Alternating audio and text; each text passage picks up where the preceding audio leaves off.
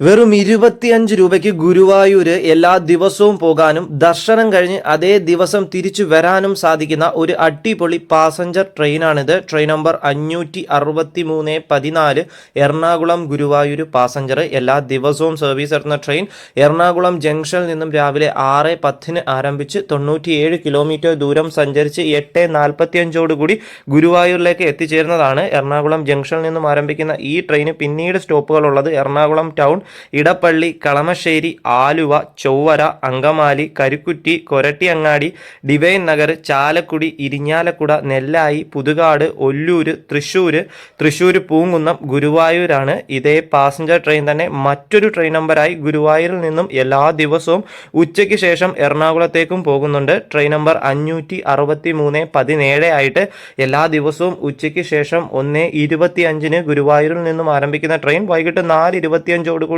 എറണാകുളം ജംഗ്ഷനിലേക്ക് എത്തിച്ചേരുന്നതാണ്. ഇനി നമ്മൾ ഈ ട്രെയിനിൽ വന്നിട്ട് ദർശനം കഴിയുമ്പോൾ താമസിക്കുകയാണെങ്കിൽ എല്ലാ ദിവസവും വൈകുന്നേരം 6:10 ഗുരുവായൂരിൽ നിന്ന് തൃശ്ശൂർ വരെ പോകുന്ന ഒരു പാസഞ്ചർ ട്രെയിൻ ഉണ്ട്.